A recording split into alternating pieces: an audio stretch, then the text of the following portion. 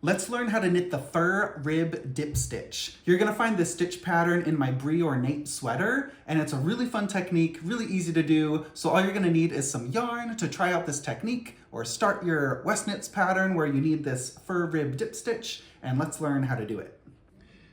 This is what the fur rib dip stitch looks like when it's completed. I called it the fur rib stitch because it looks like the branches of a fir tree.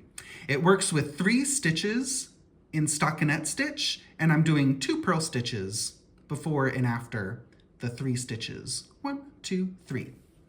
So I've set up, so follow your Westknits pattern, or you could do a swatch and cast on any number of stitches, and you could do purl 2, knit 3, purl 2, knit 3, purl 2, knit 3, purl 2.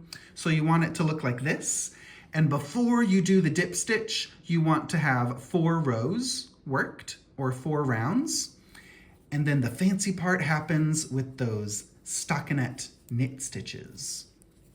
I'm going to purl 2. When you reach those 3 knit stitches, the pattern says dip 1, knit 3, dip 1. So the dip 1 is going to go down, dip down 3 rows below into that middle knit stitch. So locate the center stitch, 1, 2, 3 stitches. This is the center stitch. Go down 1, 2, 3 rows below into the middle of that center stitch, and you're gonna pull a long stitch through. So don't have a short stitch like this. Pull the yarn like that to make a long stitch. Knit 3, 1, 2, 3, and dive down into the same location. So this is the dip 1 after you knit 3. Dive down to knit into the center of that same stitch from 3 rows below, and there you have it. Dip 1, knit 3, dip 1. Let's do it again for you English style knitters. So if you hold the yarn in your right hand, the pattern says dip 1, knit 3, dip 1. Dip 1, 1, 2, 3. 3 rows below into the middle of that center stitch. Pull the yarn through and make a long stitch. Don't worry about exactly how long it is. You just don't want it to be like this, and you don't want it to be like that. That's way too long. So just a long stitch like that. Knit 3, 1, 2, 3, dip 1. Dive down into that same location, wrap the yarn around, pull the yarn through, making a long stitch. Do that throughout the entire row or round, and that gives you the beautiful long dip stitches. Dip 1, knit 3, dip 1.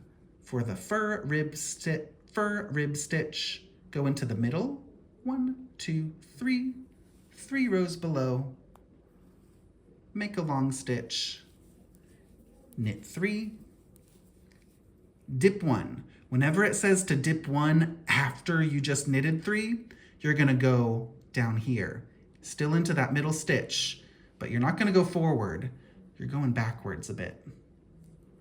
Whoop. There we go. And I'm gonna purl my last 2 stitches. So that's the dip stitch row, and then follow your pattern closely and do exactly what it says on the next round or row. Whenever you're working the row or round right after you do the dip stitch, you're going to be slipping the dip stitches and knitting or purling the 3 stockinette stitches. So I'm slipping. Do you see those were my dip stitches? Those new stitches that I just got, those will be slipped on your next row or round. I'm looking at the right side, or I'm looking at the wrong side because I'm working flat. But if you were working my sweater or hat in the round, you will be slipping this dip stitch purlwise, and then you'll keep your yarn in the back. So I'm just pretending that I'm working in the round. So when you're doing the second round with those dip stitches, you'll be slipping it, just like that.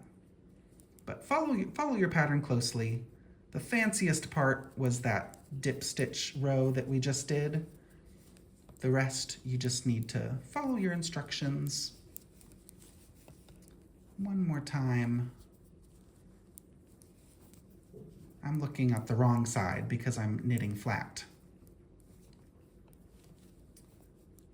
All right, now the other fancy part. This usually happens on the right side, no matter if you're working flat or in the round.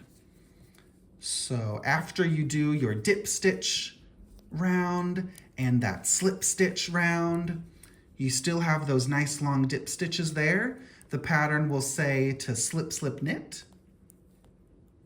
Slip the stitches knitwise, knit them together like that. Knit one, knit two together.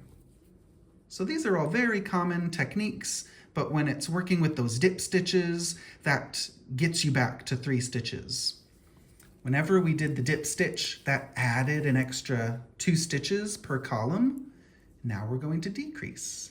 Slip, slip, knit. Knitwise, slip, knitwise. Knit those 2 together through the back. Knit 1, knit 2 together.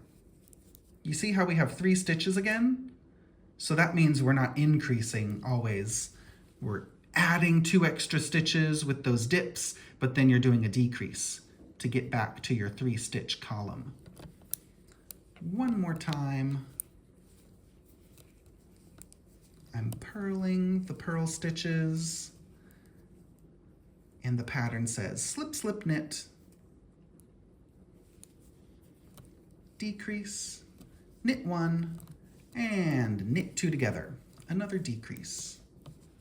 So there you have it. The final row of this stitch pattern is on the wrong side, or on the next round, you just knit the knit stitches and purl the purl stitches. So if you're looking at the wrong side, you'll be knitting these 2 and purling these 3. Knitting these 2 and purling these 3. And then you'll do another dip stitch round. So it's the same technique. If you're doing a dip stitch more than just one time, so this is 1, 2, 3 times I did that dip stitch. So let's say you're looking at your knitting right here and it says dip 1. So whenever you're looking at this column that already has dip stitches in it, just count down. 1, 2, 3. This is where you're going to insert that right needle to pull a strand of yarn through. So that's what it looks like when you add the dip stitches on top of each other. And if it's hard to count, if you're not sure if it's 1, 2, 3, or if you feel like you need to go down one more, it doesn't matter as long as you're going down approximately right here and pulling that new strand of yarn through. This is about the location, 3 rows below. So if you're knitting right here, 3 rows below, you dive into the middle of that center stitch to get this pattern. So make sure it looks like this. If it doesn't, then give it some practice, try again, and the more you practice, the more comfortable it will become, and you will be a dip stitch pro by the end of your project. Well, this is such a fun little textured stitch to add to your knitting. I'm gonna play a lot more with this fur rib dip stitch in some other designs, but feel free to use it in all your own creative projects. If you really liked that technique, there's a lot of other tutorials here on YouTube, and anytime I come out with a new technique or pattern or knit along, you can hear about it in my Westknits newsletter. So sign up for that at westknits.com, and I'll put links to all this good stuff down below so you can get some Westknits kits in the newsletter and get all the latest and greatest in the woolly world of Westknits. So thanks for watching, and I'll see you in the next tutorial.